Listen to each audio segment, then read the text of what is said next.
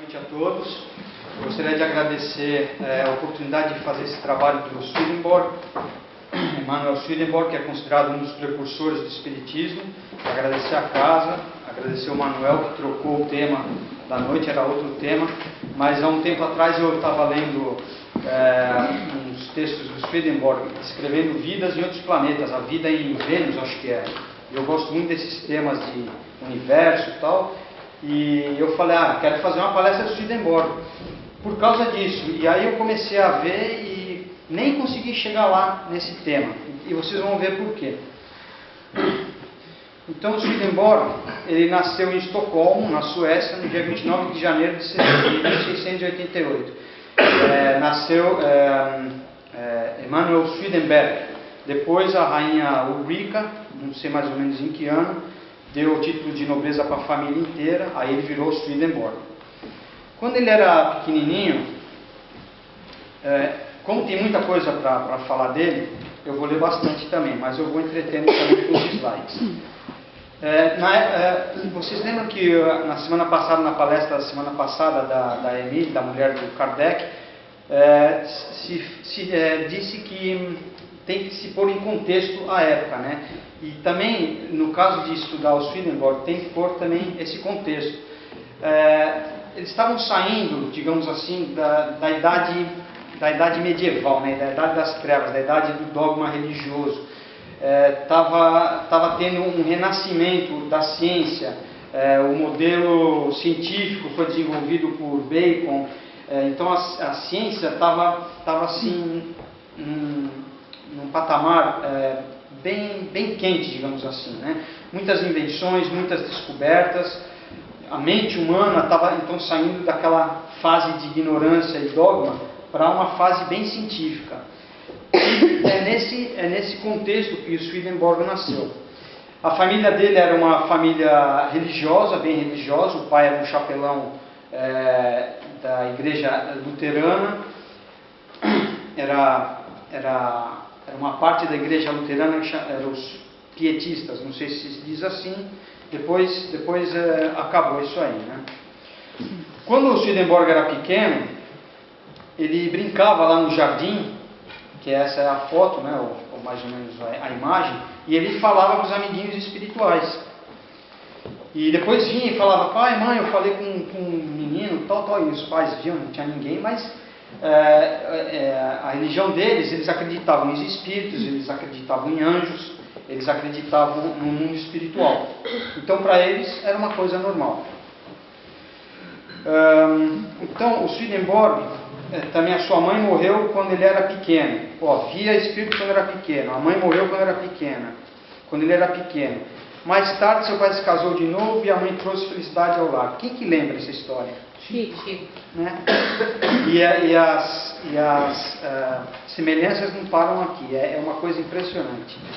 Passou a maior parte da juventude na Uppsala University, onde seu pai era um dos membros diretores. Sabe com quantos anos ele entrou nessa faculdade?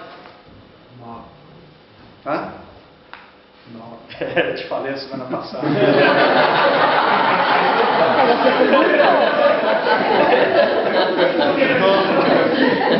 E lembra, naquela época não era raro, né? Uma criança gênio, né? Já punha na universidade. Imagina, com 9 anos, saiu com 21. Então ele passou a maior parte dessa juventude nessa vida acadêmica. Depois, o que aconteceu? Ele se formou aos 21, recebeu um dinheiro para poder viajar pela Europa durante 5 anos. Aí ele encontrou as pessoas mais influentes da época, estudando e interagindo com essas pessoas. Voltando a casa, escreveu e idealizou inúmeras invenções nas mais diversas áreas, trabalhando junto de Christopher Poli, que era um inventor famoso na época. Então, inventor. Vai vendo por que ele era chamado de gênio, né? Depois, aos 31 anos, foi indicado pela corte como assessor real das Minas. Não é as minas lá de São Paulo, é as minas que vai lá e cava, porque na época a economia sueca era baseada no cobre. Era a principal fonte econômica, né, da Suécia. Então, engenheiro de minas também. E ele teve essa posição praticamente por toda a vida dele. O Charles XII, que foi um dos reis lá da Suécia, desculpa, sabia do gênio de Swedenborg. Ele estava com um problema estratégico, né? Ele queria atacar lá um lugar, mas ele não podia entrar com os barcos, né? Porque iam ver e tinha uma montanha, 6 milhas de montanha. Aí ele falou com o Swedenborg: dá para a gente passar os barcos por cima da montanha? Aí, olha os problemas que ele tinha aqui. E ele, como ele era engenheiro, ele era um gênio, até que ele não descobriu tal jeito com roldana, com pulling, com tronco, e ele conseguiu. E o Charles lá passou os navios por cima e depois pôs lá na água, entrou lá, atacou, e o pessoal não esperava eles virem por cima, né, com os barcos por cima da montanha. Então, realmente um gênio. Ele criou também as disciplinas de metalurgia, cristalografia, e produziu os primeiros textos suecos de álgebra e cálculo. E escreveu trabalhos científicos em quase todas as matérias, da astronomia até a zoologia. Se tornou tão famoso como cientista que ele virou uma pessoa famosa, por exemplo. Então, os jornais falavam: Swedenborg hoje deixou Amsterdã, na cidade de Amsterdã que ele ia viajar, né? Ele era notícia só porque ele saiu de Amsterdã para ir para outro lugar. Ficou famoso, ele era muito famoso, né? Por uma ser celebridade, né? Uma celebridade, por ser esse gênio, por, desenvolver trabalhos em todas as áreas. Também físico. Um dos trabalhos que teve enorme repercussão foi o Principia Magnum Opus, em 3 volumes, escrito em 1734, onde ele escreveu sobre filosofia, ferro e cobre, que era a base da economia sueca, como a gente falou. Também estudou teoria atômica, física, né, e cosmologia, antecipando muitos conceitos que cientistas só descobriram recentemente, tais como a base molecular do magnetismo. À meia-idade, Swedenborg começou a sua grande procura e quis achar a alma humana, porque como ele era muito religioso, ele também tinha esse conhecimento religioso, né? Ele falou: então a alma tem que estar no corpo humano. Então ele começou a estudar anatomia e começou a tentar a ver. Então ele chegou e foi até o cérebro. Não, deve estar no cérebro a alma. E ele foi o primeiro a descobrir a sincronia entre o cérebro e pulmão, a função do cerebelo e da glândula pituitária, regiões do córtex cerebral do pensamento e da memória, e a ação integradora do sistema nervoso. Escreveu em 4 volumes o Tratado sobre o Cérebro em latim, que era a língua da época, em trabalhos científicos, né? Tudo em latim. Só que aí se perdeu, né? Em 1968, porque era latim, não era inglês, então ficou meio que perdido. Em 1968, foi redescoberto pela Associação Americana de Medicina, que definiu Swedenborg como um pioneiro na medicina. Então, anatomista. A Stanford University fez uma pesquisa, porque eles que desenvolveram quantificar a inteligência da pessoa, né, o coeficiente de inteligência. E eles queriam saber quem foi a pessoa mais brilhante que já existiu. E são vários métodos. Às vezes nós, assim, as pessoas normais, mais ou menos, tem um QI de 100.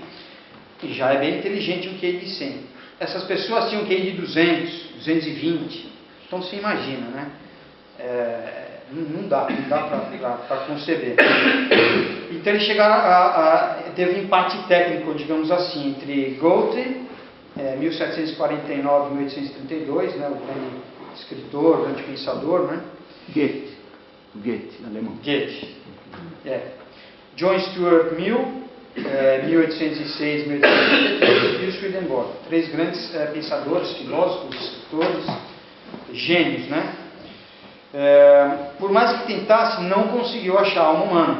Então ele começou a ficar frustrado. Um gênio daquele, né, pôs todo o seu esforço, toda a sua concentração para achar a alma humana e não conseguia. E com todo esse esforço, toda essa concentração, como ele era um cientista, ele começou a desenvolver uma técnica de meditação. como as pessoas, os santos, né, que entram em profundo estado meditativo, e como ele tinha esse poder de concentração, ele começou a se concentrar nisso. E aí o próprio espírito dele começou a conversar com ele. Ele começou a ter sonhos, ele começou a interpretar os sonhos. Ele escreveu um manual de sonhos durante anos, e ele começou a interpretar os símbolos. Ele sacou que os sonhos são símbolos. Então, não sei quantos anos antes do Freud e do Jung, que também fizeram um similar estudo através dos símbolos, né? O Swedenborg já fez um diário, mais anos, né? Anotando e fazendo essa relação. Então, escritor, matemático, legislador, porque depois ele foi político também, botânico, mineralogista, tudo numa encarnação, músico, mas assim, ele escreveu tratados, ele escreveu obras. Não é que assim, achei, vi lá uma estrela, sou astrônomo. Não, eram estudos, eram livros e mais livros. É uma coisa assim, não se sabe como é que ele tinha tanto tempo, né, para fazer tudo isso. Geólogo, etc, etc. Não tinha Facebook. Não tinha Facebook. Ele era um gênio universal, um sábio, um homem da renascença, como chamavam, né? Ele era polivalente no saber. Foi um dos últimos, né? Depois teve o Goethe também. Goethe? O Goethe? Que também era considerado um gênio, né? Em 1714, primeiros desenhos do submarino. Olha só. 1714 também, modo de analisar os sentimentos, 104 anos antes de Freud. Engenheiro aeronáutico, ele desenhou um aparelho, tipo um avião, não era bem um avião, mas um aparelho